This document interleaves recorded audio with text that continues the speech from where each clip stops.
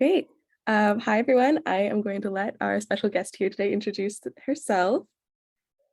Hi, my name is Ana Hoffman, and I am a jazz singer based in Harlem, New York City.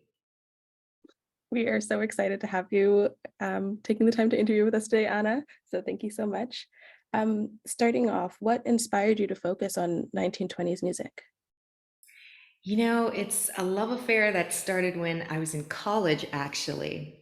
So I was going to school to become a pharmacist, and then one day I realized in chemistry class that I did not like science.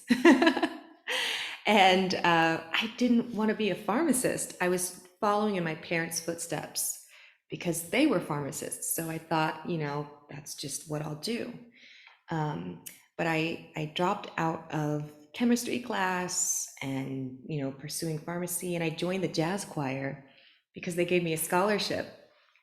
And of course, we were learning all these jazz standards from the 1920s and 30s and 40s. And I just fell in love with the music. There was a connection there, and I had to learn all these jazz standards. But it wasn't until the 100th year anniversary of the Harlem Renaissance a couple years ago that I really started to dig into the stories of these artists from that era who made all of this music that I fell in love with. And I think I was at a point in my life where I was ready for a change. I was ready for, um, I guess, that next step in my growth of just embracing my identity.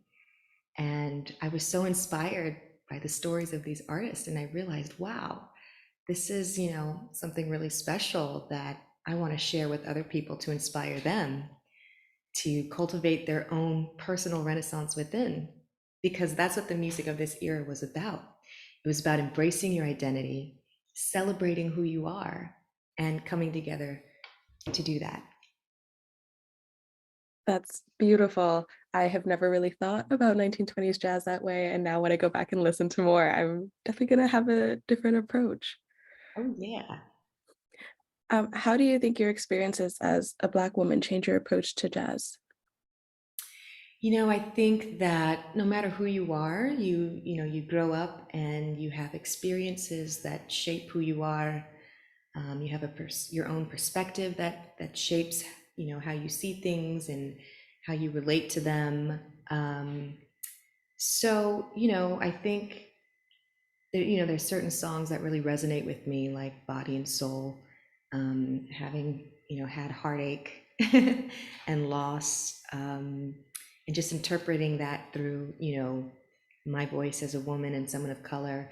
Um, but for me, it's a spiritual thing that in a way doesn't really have like a physical identity. It's more of like just a feeling and how things feel in my heart and in my soul. And that's a really good question. But yeah, I think for me it's more of a feeling than anything else. Mm. Yeah, I can see when I've been watching clips of you performing, like it's just the music is so deep inside you. So I was very curious about how that came to be. So thank you for sharing. But I guess, yeah, and I guess as you grow older and you go through life experience, that does inform how you interpret a song. Um, But I also think though that it is important to see yourself in other people. So being a woman of color, singing jazz, I mean, I want to reach out to everyone, of course, but I hope to also be an example for that person who looks like me, who, may not have anyone else to lean on or see that looks like them in their environment and just see what's possible. Yeah, I mean, I guess jazz was about like creating new possibilities, right? So it's great to continue that. Um, Total. Yeah, it's about freedom, and it's really at the end of the day, it's about self-expression mm, and however that wants to come out, and just not holding yourself back. And so, no matter what color you are, no matter if you're a man or a woman, it's just about having that platform to say what you feel. That's beautiful. Ah, the power of music. Have to love it. Uh, Really.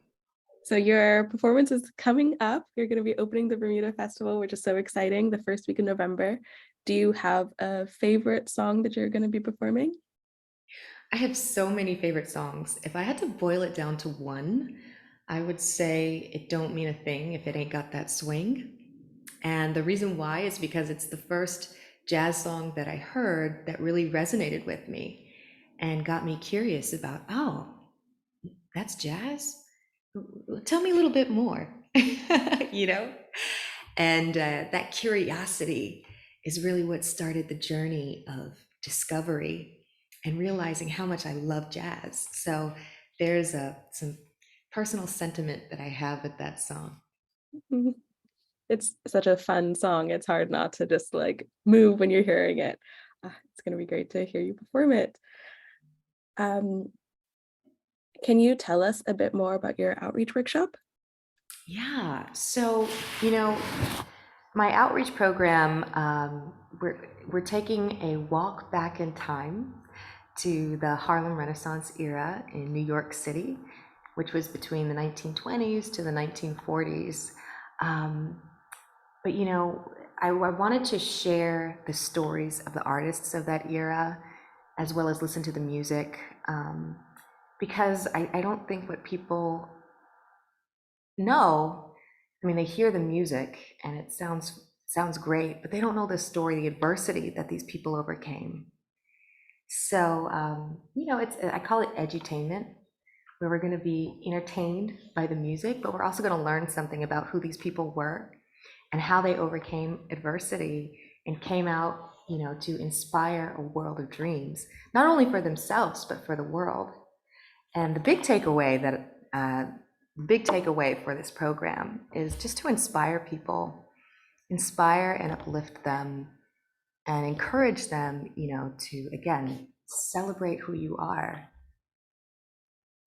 That's beautiful. I cannot wait. I'm so excited.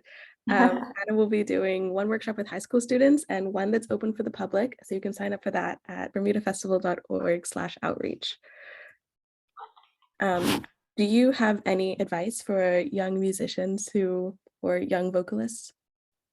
My advice for young vocalists and musicians is find your tribe. Find the people who are into what you're into, who support you and who believe in you. And it's so great now with technology, we have the internet, or you can go to the library and access the internet through the library, hopefully. But it gives you, access to this global platform where you can find people who like to do what you do. You can immerse yourself in your tribe that way. And I would also say, don't worry, don't focus on the how. You might just be starting off and you're like, oh, I don't have any experience, or maybe you don't have the money to do certain things. You're limited with your resources. Don't worry about the how. Focus on the why. Why are you doing what you're doing? Why do you love this? And that why is going to carry you through your journey, and the how will always work itself out.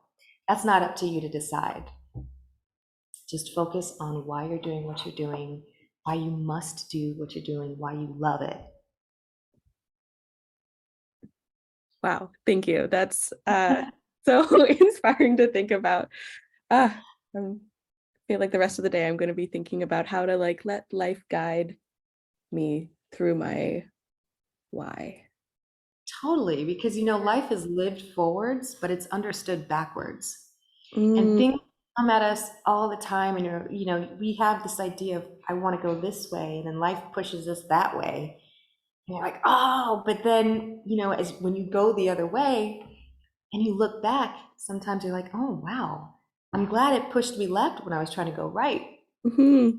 Now I discovered something else, or you just never know what's going to come at you. But I believe I'm an optimist that everything is designed to give you what you want, Mm, which is why you focus on why you love what you do, because you're going to ultimately get what you want. that's beautiful and so inspiring.